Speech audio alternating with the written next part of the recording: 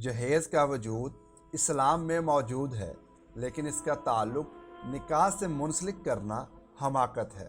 اگر انسان صاحب حیثیت دولت مند ہے تو وہ اپنی بیٹی کو ضروری اشیاء جہیز کی شکل میں دے سکتا ہے۔ اگر استطاعت نہیں رکھتا تو بغیر جہیز نکاح میں کوئی خرابی پیدا نہیں ہو سکتی۔ اس ضمن میں یہ بات کہی جا سکتی ہے کہ ہندوؤں کی صحبت نے مسلمانوں کو بہت متاثر کیا، حالانکہ ہندوؤں کی حالت مسلمانوں سے بالکل مختلف تھی۔ ان کے ہاں لڑکی کو والدین کی طرف سے یا میراث سے کچھ جہیز ملتا تھا، اس لیے ہندوؤں نے اس رسم کو بیٹی سے از راہ محبت کنیا دان کے طور پر دینا شروع کیا۔ لڑکی کو رخصت کے وقت جتنا ہو سکے دے دینے کی رسم قائم کر لی، لیکن وقت گزرتا گیا اور آگے چل کر ان کے یہاں یہی رسم مصیبت بن گئی اور ہندو امیر و غریب کنیا دان پر مجبور ہو گیا۔ اس رسم کا اثر مسلمانوں پر بھی پڑا، کیونکہ مسلمانوں اور ہندوؤں کا اس وقت اٹھنا بیٹھنا ساتھ تھا۔ ہندوؤں سے مراسم بھی تھے۔ ان وجوہات کی بنا پر مسلمانوں نے بھی اس رسم کو جہیز کی شکل میں اپنا لیا اور اس رسم سے انہوں نے بھی بیٹی کو زیادہ دینا شروع کر دیا۔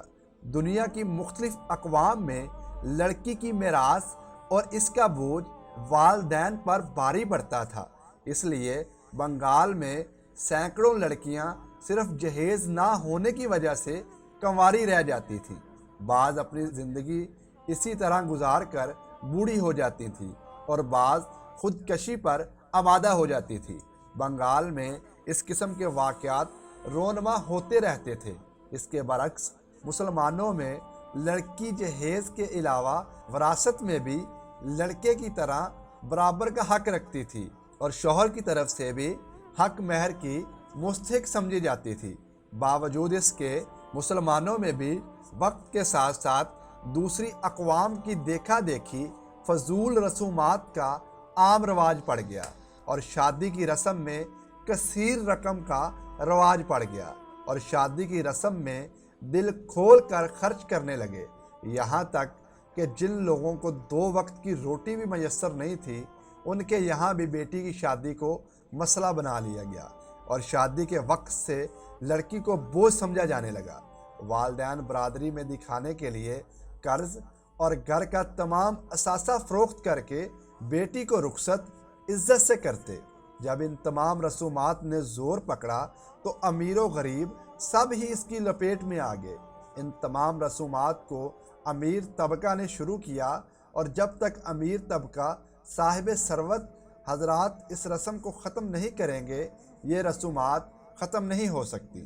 ایک اندازے کے مطابق 95% مسلمان قرض لے کر اس رسومات کو ادا کرتے ہیں۔ جہیز حیثیت کے مطابق دینا برا نہیں، نام و نمود کی خاطر ایسا کرنا جائز نہیں۔ اکثر کتابوں میں رسول اکرم صلی اللہ علیہ وآلہ وسلم کے لیے تحریر ہے کہ انہوں نے اپنی بیٹی خاتون جنت سیدنا فاطمۃ الزہرا رضی اللہ تعالی عنہ کو جہیز میں ایک معمولی قمیص جس کی قیمت 7 درم تھی، سیاہ کمبل، چادر، ایک چکی، کھجور کا بنا ہوا بستر، ایک مشک، 2 آب خورے مٹی کے، زمین پر بچھانے کے لیے چمڑے کا ایک فرش، ایک لوٹا، ایک لگن تھا۔ جناب سیدہ کی شادی اس سادگی سے ہوئی لیکن وقار و عظمت کی عظیم مثال نظر آتی ہے اور مسلمانوں کے لیے ہدایت ہے، سادگی کا عملی نمونہ ہے۔ اسی طرح اسلام جہیز میں سادگی بتاتا ہے اور جس طرح رسول اکرم صلی اللہ علیہ وآلہ وسلم نے حضرت علی رضی اللہ تعالی عنہ کو جب ہر طرح سے دیکھ لیا کہ وہ ان کی بیٹی کا بوجھ اٹھا سکتے ہیں اس وقت رخصت کیا۔ رسول اکرم صلی اللہ علیہ وآلہ وسلم نے کچھ انتظامات خود کیے اور کچھ حضرت علی رضی اللہ تعالی عنہ سے کروائے۔ اس طرح اسلام میں یہ بھی نہیں دیکھا جاتا کہ لڑکا کس قدر مالی اعتبار سے مستحکم ہے کہ وہ لڑکی کو خوش رکھ سکتا ہے اور اس کا بوجھ برداشت کر سکتا ہے۔ والدین लड़की की शादी पर कितनी रकम खर्च करके रुखसत करते हैं। अगर वही रकम लड़की को मकान और ज़मीनों जायदाद की शक्ल में दे दें तो वो उसके बुरे वक्त में भी काम आ सकती है। महज चंद कपड़ों के जोड़े और जेवर लड़की की तमाम ज़िंदगी की ज़मानत समझना हमाकत है। दोस्तों, अगर आज की वीडियो आपको पसंद आई है तो इसको अपने दोस्त अहबाब के साथ लाजमी शेयर कीजिएगा और हमारे इस चैनल गोल्डन वर्ल्ड को सब्सक्राइब कीजिएगा। तो मिलते हैं इंशाल्लाह अगली वीडियो में।